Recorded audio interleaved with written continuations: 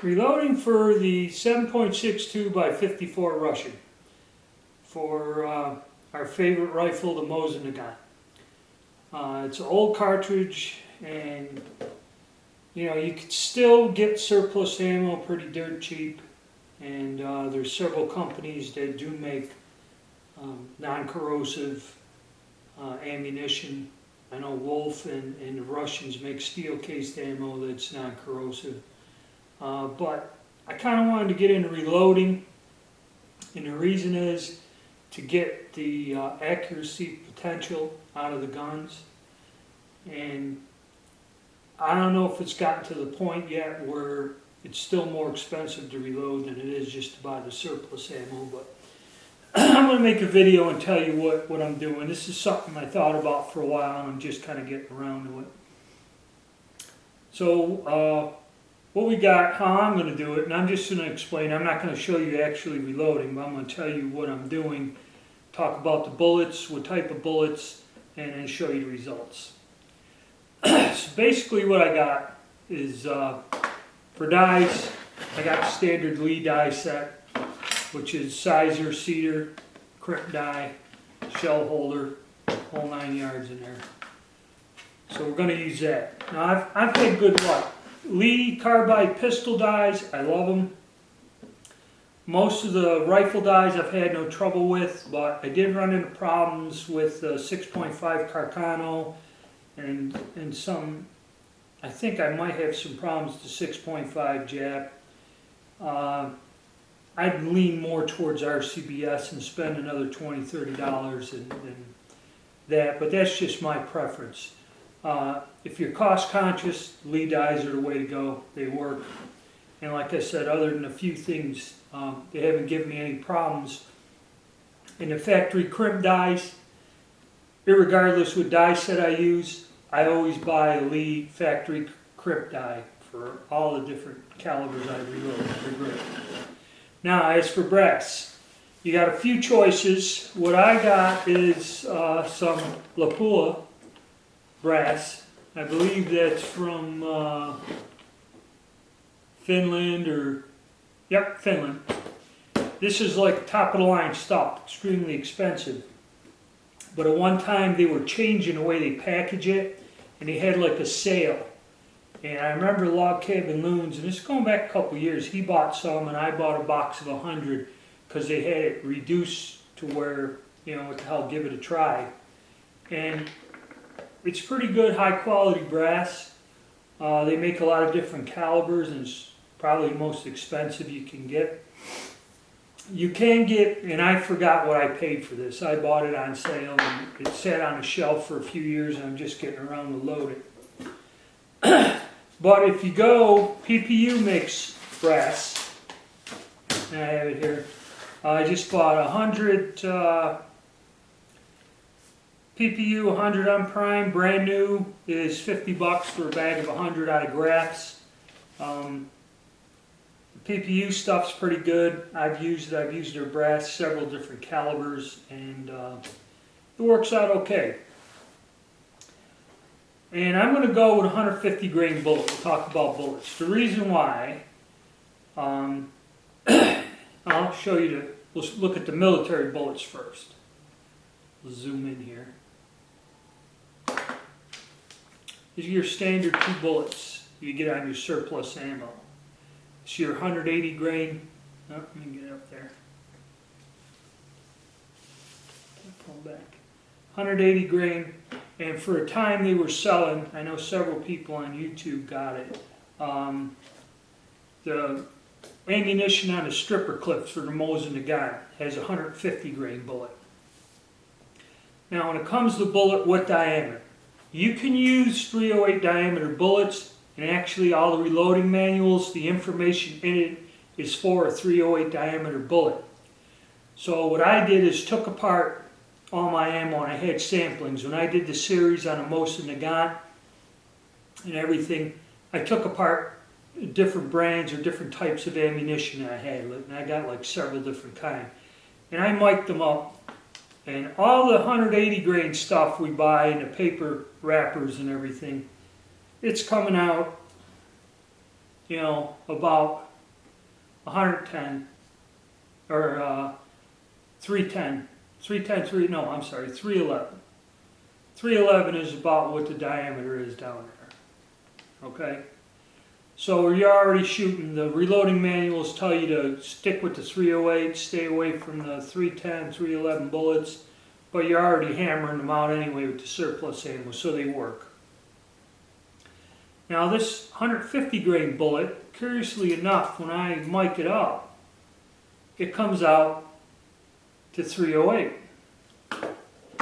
But the odd thing about it, when I pull this ammo apart, I'll try to show it to you here, is the way this bullet's made, okay, it's got like a skirt. There's a indentation, it's a hollow skirt up in here.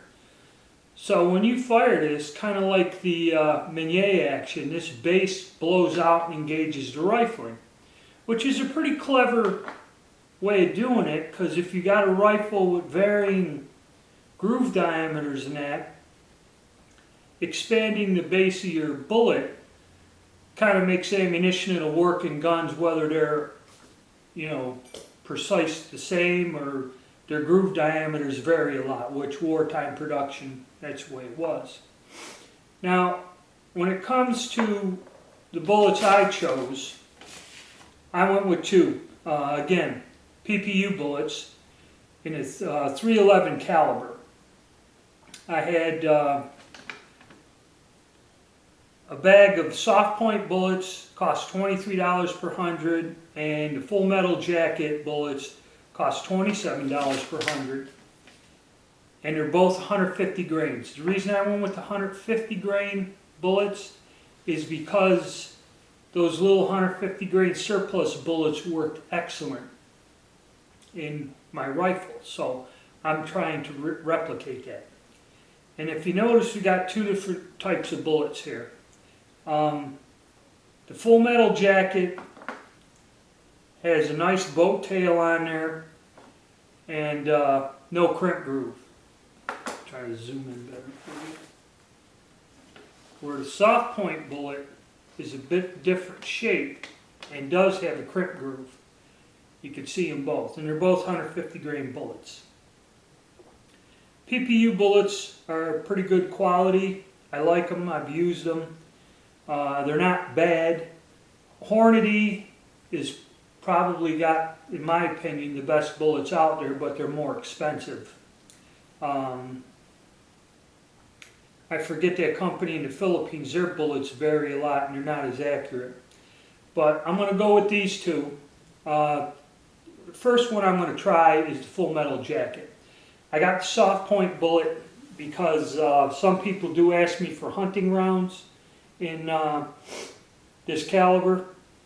And also another thing, with a 311 bullet, you can use that bullet to reload for the 303 British, the 7.62 Russian for the Nagant, and the 7.7 Japanese rifle. It uses all the same diameter bullet.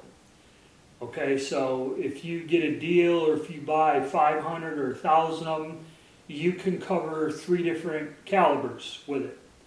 So it all kind of, it's all pretty neat and works out. But what I'm going to do first is I'm just going to load this time around a full metal jacket bullet. Go out, see what it does, and see how my rifle shoots with this compared to the surplus stuff. Okay, so that's it on the bullets. That's what we got.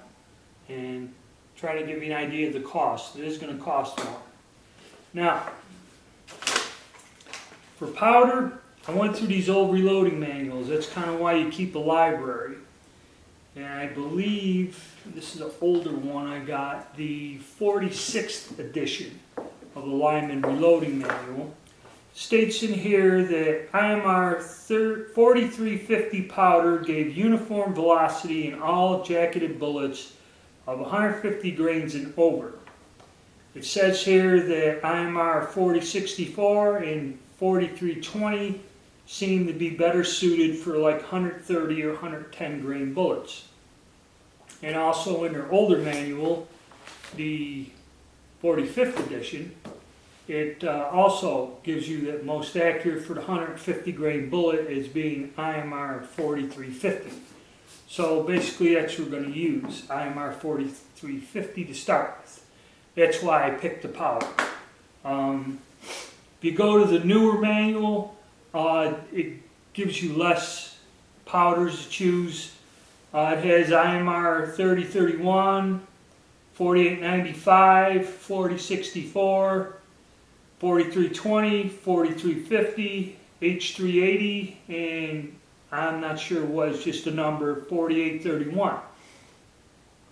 The older manuals give you more of a variety of powders that have been tested, so you got some published data, good baseline, where the newer manuals might drop some of the powders and have different brands in there. So it's kind of good to have a few different manuals, and then you can cover your different thing. The Lyman books really went around either Alliant or IMR powders.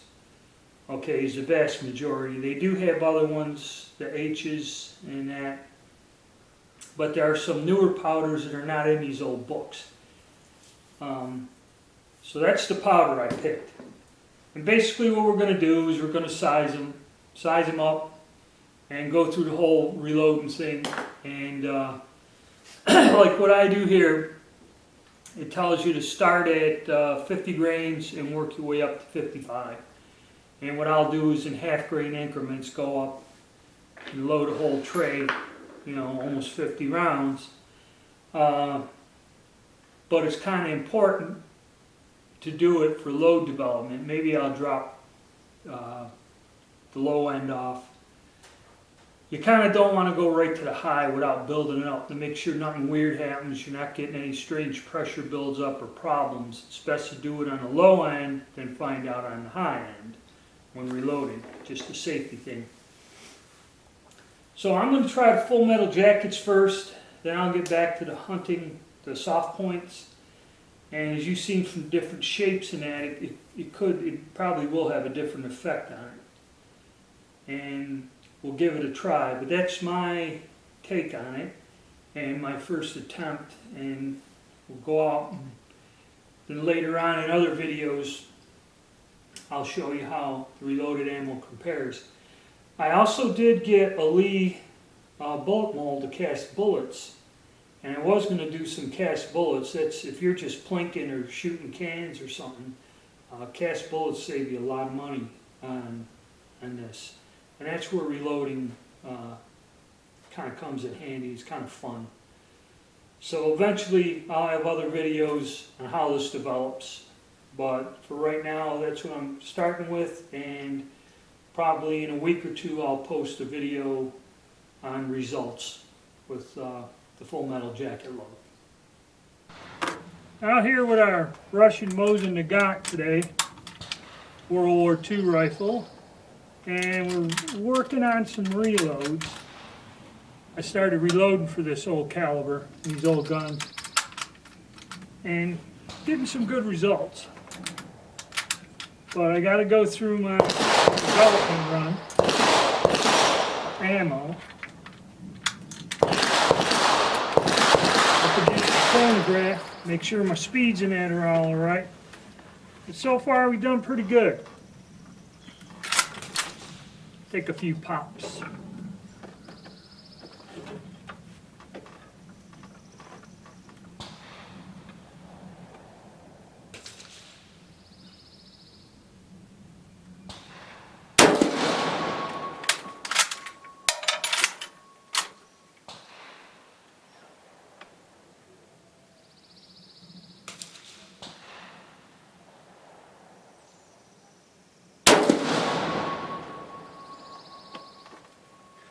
So,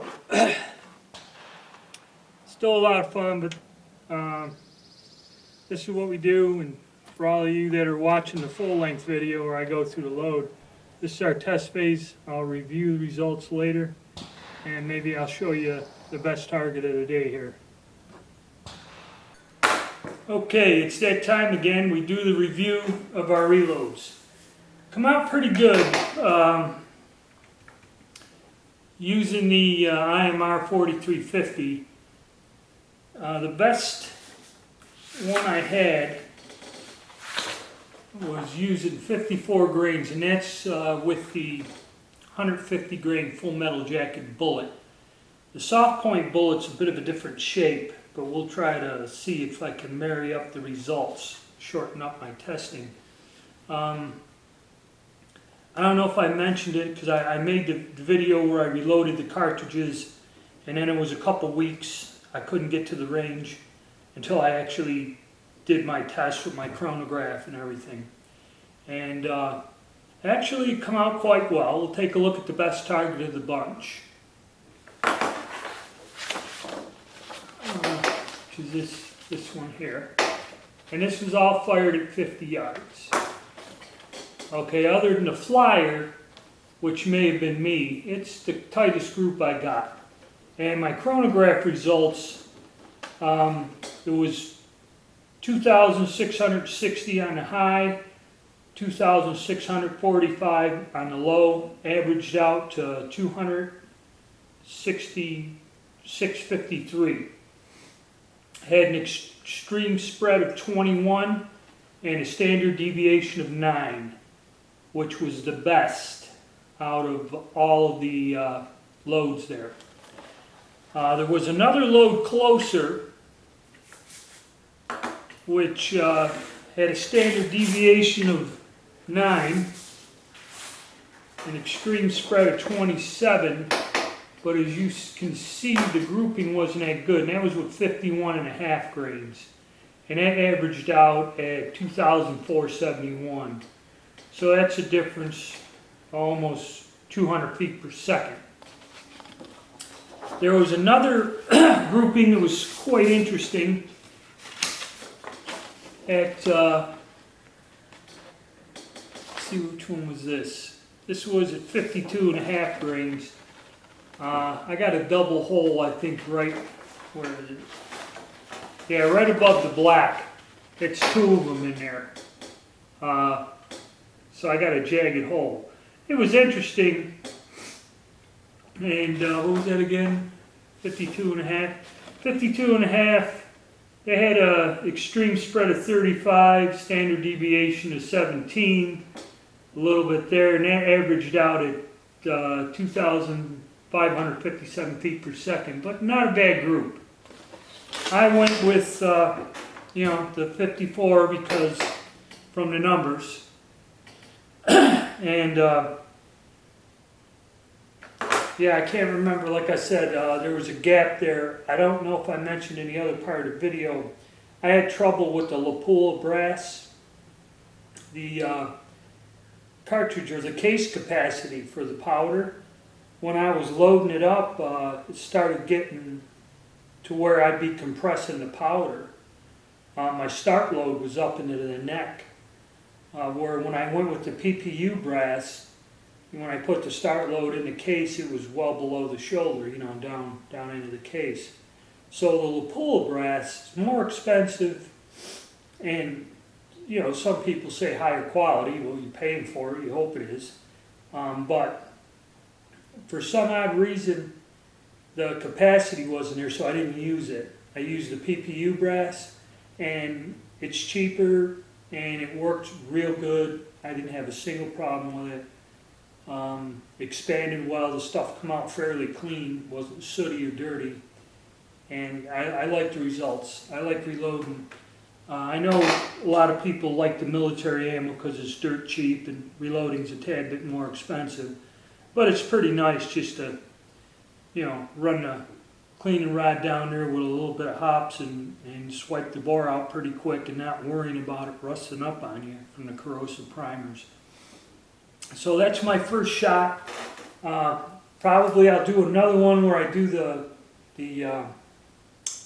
soft tip bullet, the hunting bullet, and then maybe with the lapula, because of the low case capacity, which probably would be better, I'll try to do a cast bullet load.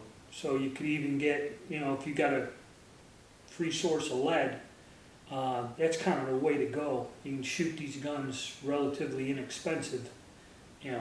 It's not the same as the surplus, but it's, you know, for fun. You load them down, get some nice light loads, or we'll see where we can go from there. All right, well, that's my first shot. Hope you enjoyed the video. Our first shot at reloading for the 7.62 by 54 ring.